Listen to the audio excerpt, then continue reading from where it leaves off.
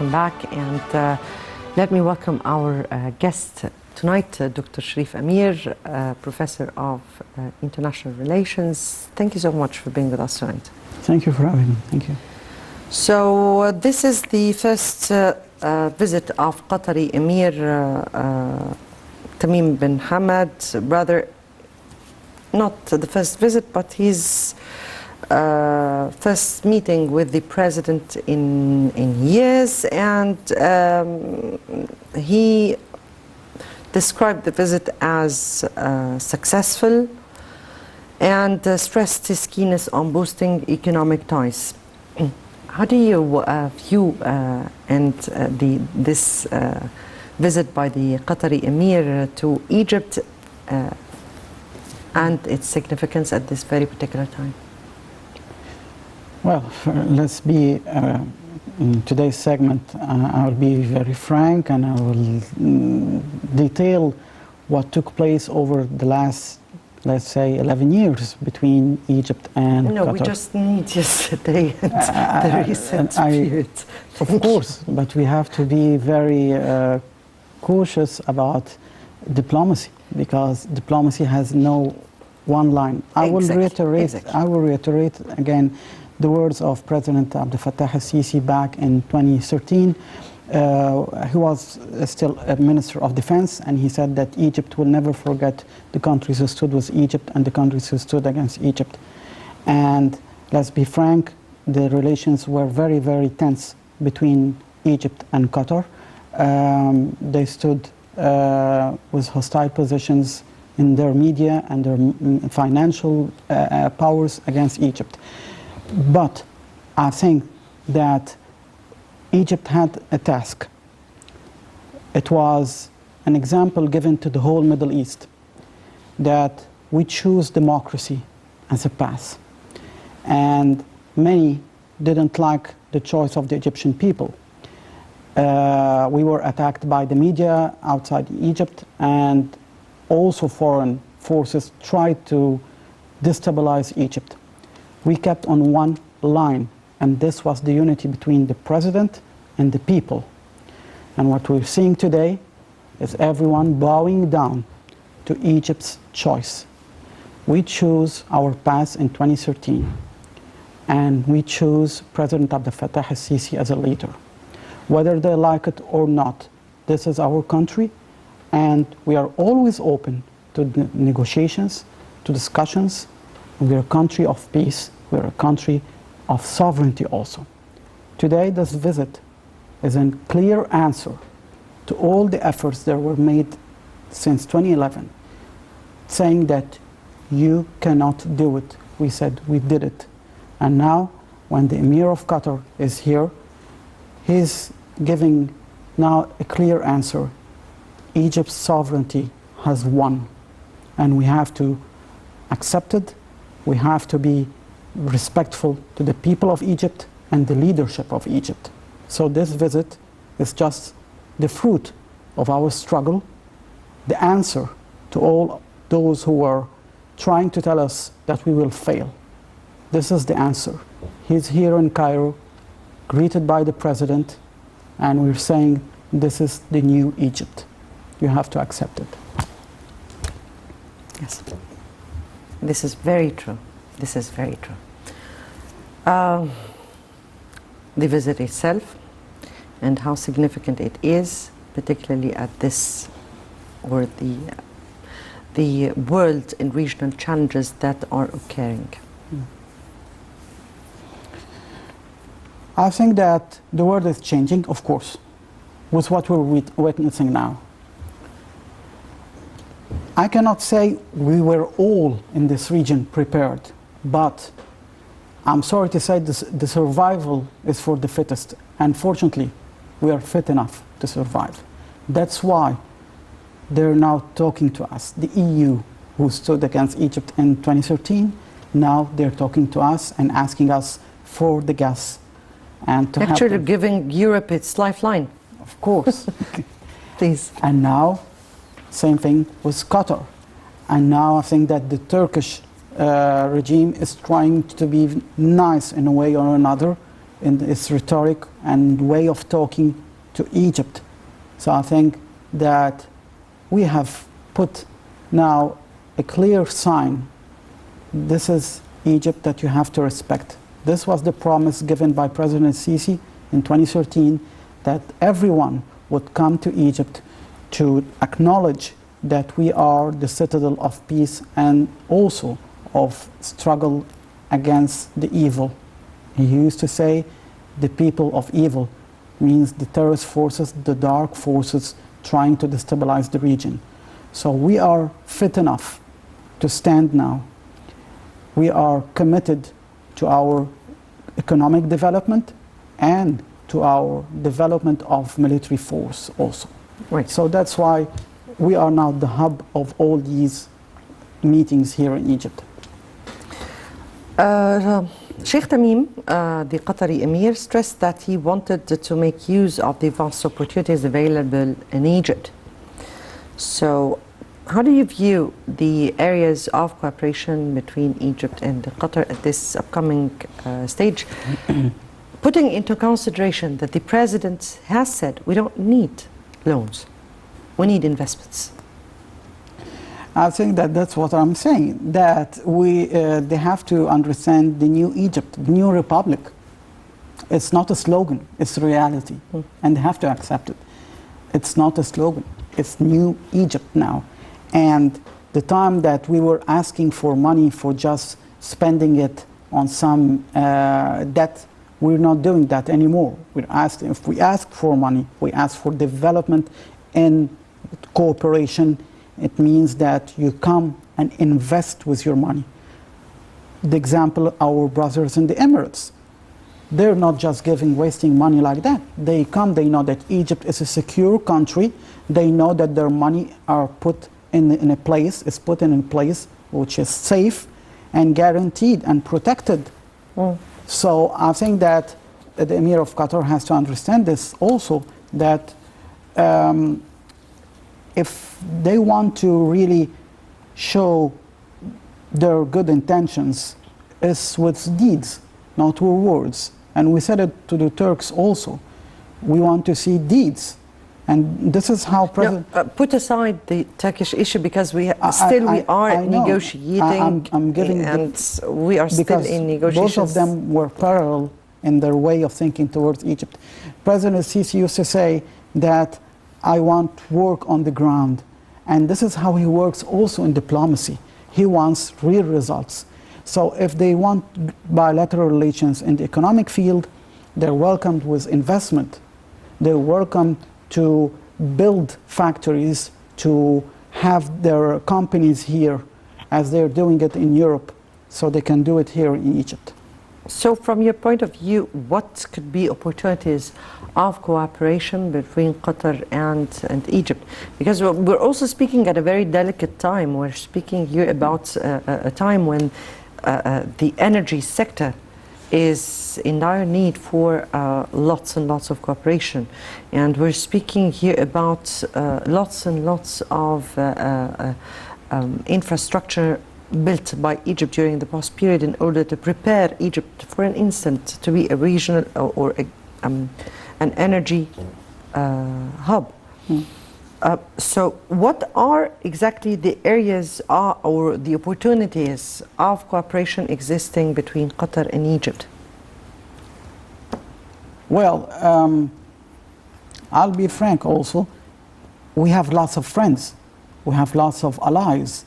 And since 2013, we have managed to work with several countries.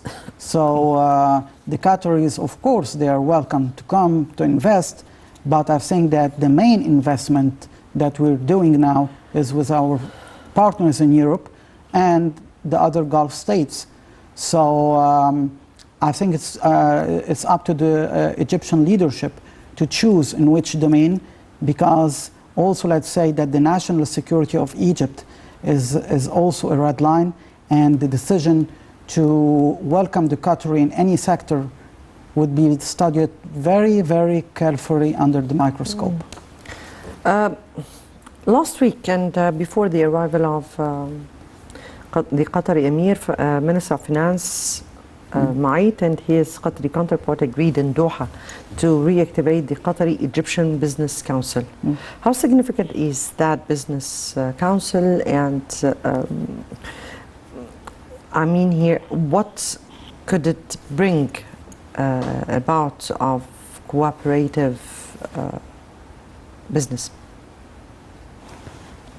There is no clear answer about that, because we all know that the history, the past years were really tense. So I don't know exactly what we're going to do about this business council. Is it going to be something effective or just a figure? It's up to the Qataris to choose. They have to say, well, we're going to tell our businessmen to come to Egypt and invest. We will be welcome. We'll welcome everyone. So it's up to also the Qataris to decide which way they will choose and what steps they will take. Indeed. But I guess it's also up to Egypt, because we're speaking about priorities. Of course. This is what I mean here is what are the opportunities Egypt is putting before the Qataris or any of our Gulf partners. I mean here, we're speaking about, Egypt has been speaking about the importance of agriculture because of the food chain and food security. We've been speaking about energy because it is right now the reason for all existing crises. We're also speaking about the importance of trade exchange. We were also speaking about investments in several fields that would really boost relations in a way or another. So how do you view the opportunities Egypt is putting before the Qataris? Well, as I said, it could be in the global relations with the Gulf states in a whole. We're working with the Saudis, with the Emiratis, and the president is going to also to visit the Sultanate of Oman. So I think, yes, indeed. Yeah, so I think that we are working with all the Gulf Council and with all the Gulf states. The Qataris, there was this boycott made by all the nations of the Gulf states. So I think that now they will ask Egypt if they can invest in which sector. We will decide according to our economic needs. We will decide when and how.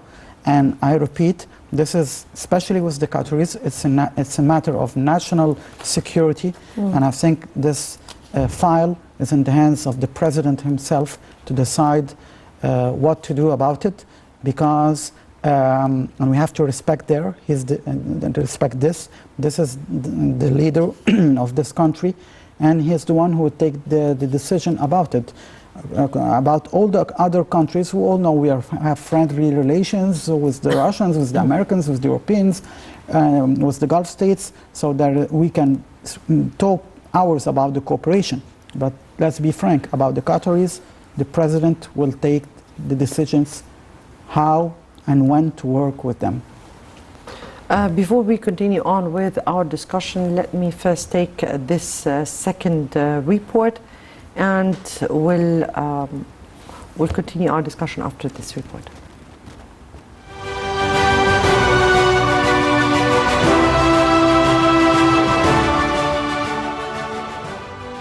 Egypt and Qatar signed a Memorandum of Understanding MOU earlier last week in Doha on financial policy coordination between their finance ministers on the sidelines of the Qatar Economic Forum.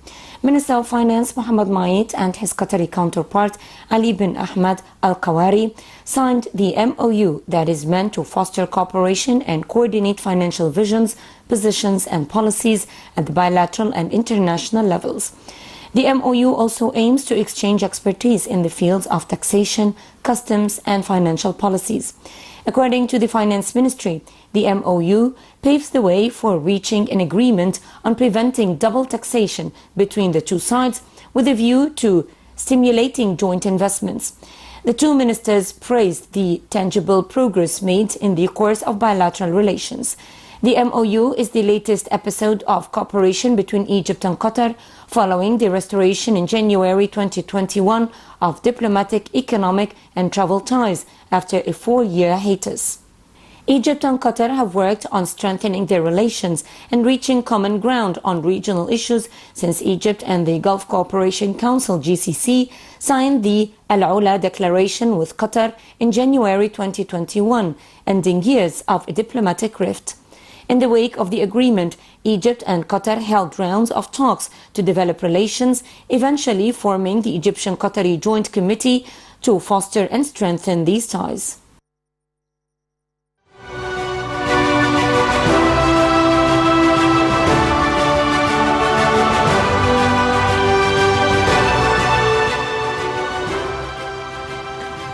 Welcome back, and also on the sidelines of the Qatari Economic Forum that was held last week, the Egyptian Minister of Industry and Trade, Naveen Gema, said she agreed with her Qatari counterpart on reactivating the Egyptian-Qatari Business Council and pointed out to industrial partnership between 4,500 Egyptian and Qatari companies.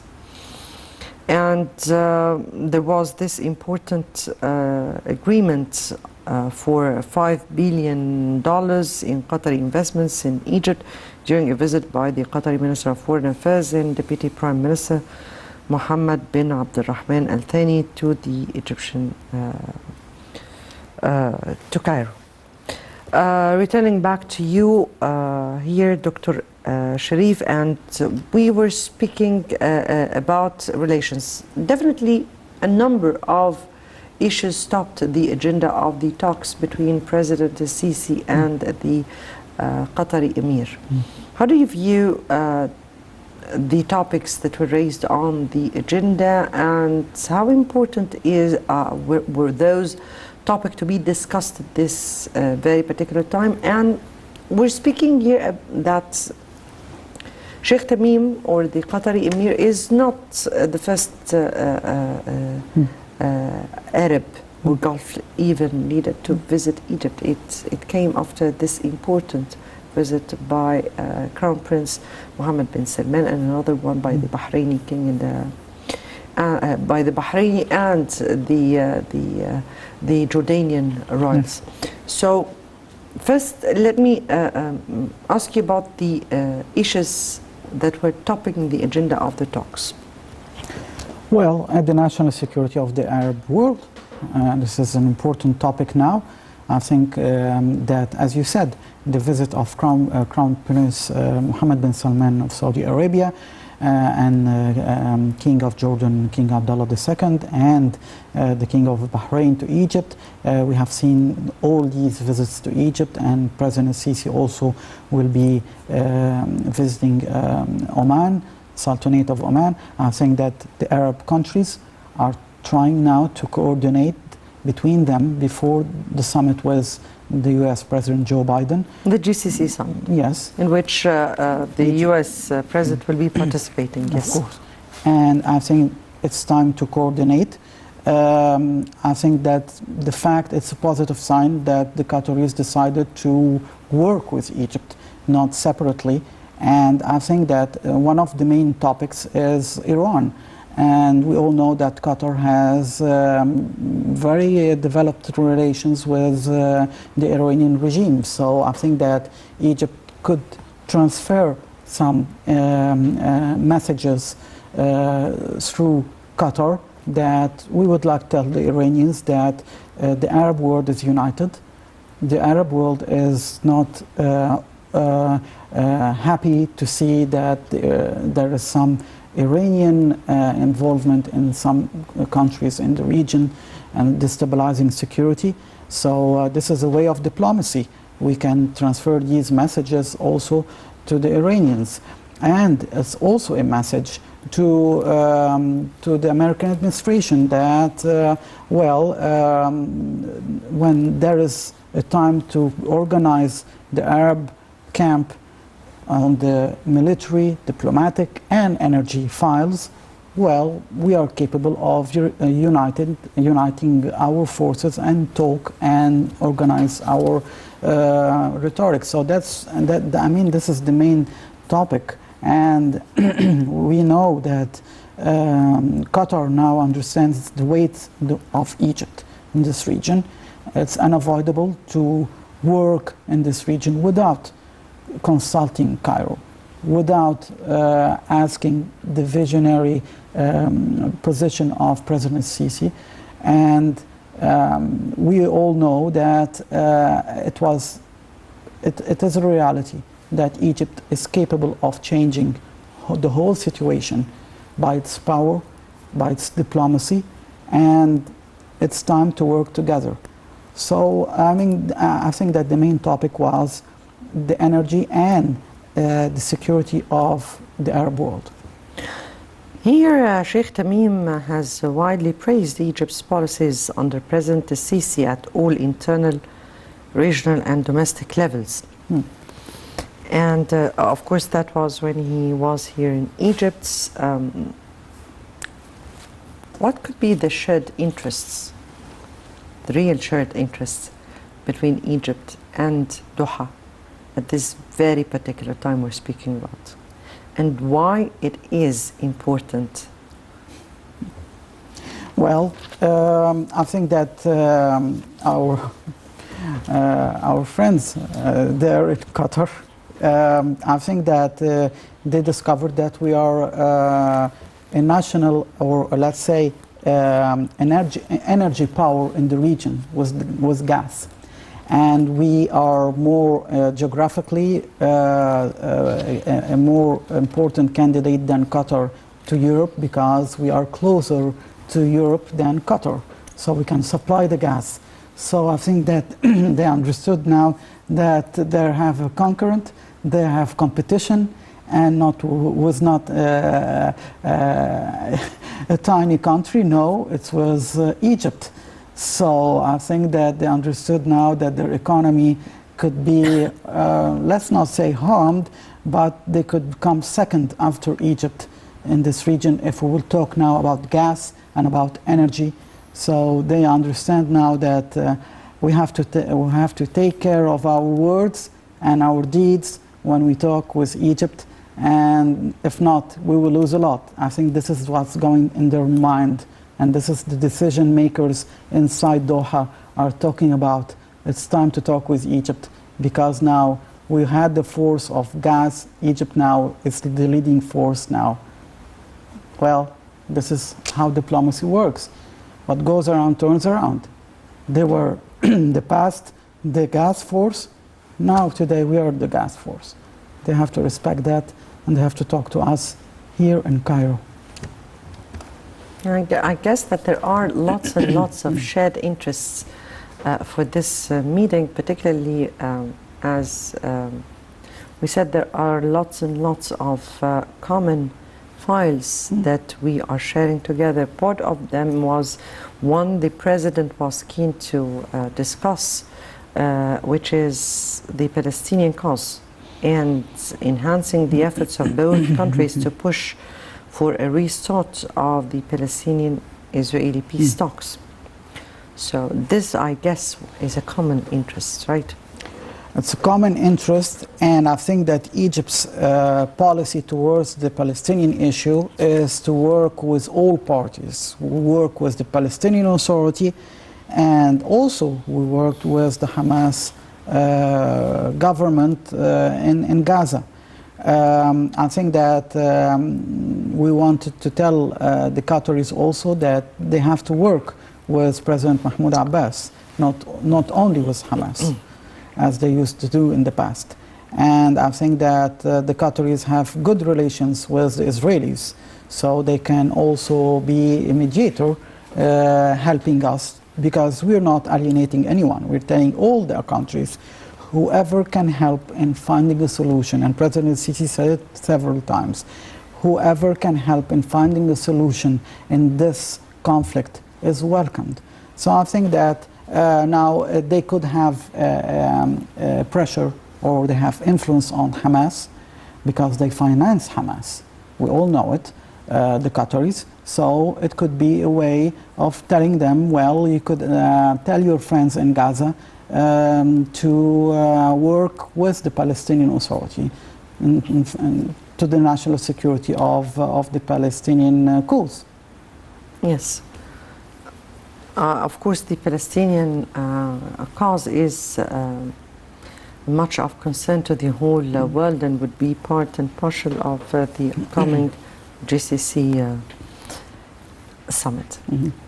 And that here the Emir expressed appreciation for Egypt's pivotal role in serving the Arab issues and efforts to enhance Arab solidarity at all levels.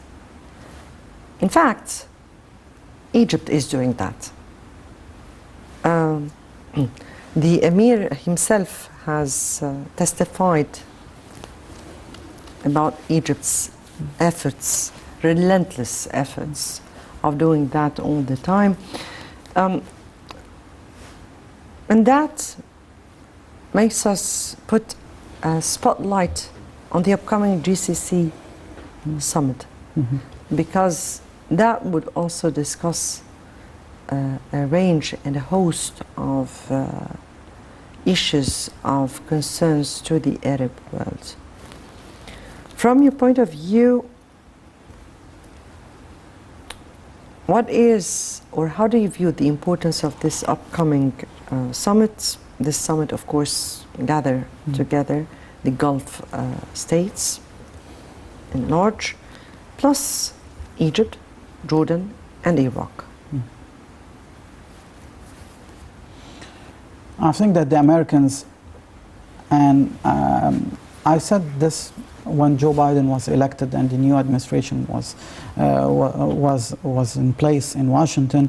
I said that this precise administration has a lack of vision concerning the Middle East. They don't know how to deal with several issues. And I think now that the confrontation that it's taking place between NATO and Russia, I think now that the Americans are trying to gather whatever they could and whoever could be in their camp to face Russia. And I think that Joe Biden, the US president, wants to gather all the leaders of this region, especially Egypt also, to try to influence their decision about Russia. Let's say it clear that the Arab world, yes, it has the oil, yes, it has the gas fields, yes, it has the geographical importance, but they also now, several countries, including Egypt, of course, have also a loud voice about their own security and sovereignty. No one will influence our decisions. And we all witnessed that President Sisi said it, and he said it when the Polish president came to Egypt. We want to see negotiations and peace. We would not side against Russia in any ways. So I think that this visit is very important for President Joe Biden to hear by himself the point of views of the Arab world, to hear our view that the times have changed. Of course, the US is superpower, but also there is regional powers, and this is in geopolitics very known. The regional powers, whether it's Egypt, Turkey, even Iraq with its resources, these powers and the Gulf states have a weight and have calculations. And it's not because we are the allies of the US we would be against Russia. We have a position, our national interest. We will tell also the US president that the Arab world is not happy about what is going on in the negotiations with Iran, and that the US is willing to accept the nuclear program or ease the nuclear program for Iran. This is unacceptable, so they have to hear it by themselves. Concerning the Palestinian issue, well, They have seen that the Gulf states have signed peace with Israel because they are willing to work for a peaceful solution. So the card of Iran is the remaining card. And I think that it shouldn't be used to blackmail the Arab world. If you would not side with us against Russia, there will be always the threat of Iran. No. The Arab world now has strong armies, strong economies. They are united. And I think that many of the Arab leaders in Egypt, Saudi Arabia, and the Emirates will tell President Joe Biden, in all our respects, we would not put aside our relations with Russia because it's a major partner for us, economically, diplomatically, militarily. The summit, we're not sure exactly whether the U.S. is attending for seeing how the Arab region is taking sides, but rather many of the points you raised are supposed to be discussed, or reports said that they are to be discussed, including definitely Iran, and Iran highly top the agenda of the talks. Also the issue of Russia, Ukraine, and its implication on the world, and how we should be averting the repercussions, because we're not taking sides, but indeed the repercussions are really reflecting on us, on the region, and we are highly paying the price of a war that we have nothing to do with. This is another issue. A third one would be reports about a kind of new alliance. What the reports from Jordan were said by the Jordanian king, that would also be raised. I guess that there are very important issue, and this is why I guess that the Arab leaders had to meet and discuss before such an important meeting. From your point of view, I'm not speaking definitely about the raised topics in particular, but how important is it for Arab unity and integration in face of all the global crises? How important is it to unite stances and position towards one definite answer, or a united position in face of any kind of upcoming unclear demands? Well, speaking about the statement of King Abdullah II of Jordan, he said that there is an Arab NATO. Well, I think that back in 2013, President Sisi was the first one who said that we need an Arab force. Exactly. Yes. Exactly. He's the first one who said it. But, and I underline the word but, President Sisi, when he said it in order that the Arab world would have its own decision. We could coordinate with all the countries, but the decision and the sovereignty of these forces belongs to us. To the Arabs. Of course. And Arabs. Of course. Arabs within. Of course. Yes. So I think that meeting or having maneuvers of military maneuvers with our friends in the United States or European friends, that does not mean that we are allied to a military alliance, because the next day we will have also military maneuvers with our friends in China and in Russia. So this is how it works. I don't believe that the Jordanian king really meant, but he said something like... He was giving an example. NATO. He was giving an example. Yes. Yes. He was trying to give an example. But I think that that's why we have to make it very clear that, of course, we would like to have a united force. We all know that the Arab countries, and especially the Gulf countries, are really worried about their security concerning Iran. And they want to show Iran that we are united. We're not vulnerable. We all know that the Iranians use their boats to destabilize the Hormuz Strait, and they try to kidnap and hijack several tankers, old tankers. Well, we are telling the West, and we are telling Iran that you have to have in your calculations this part of the world, which is the Arab world. Of course, when we will take in consideration the military force of the Arab world, that means the top gear, the first on the level is Egypt.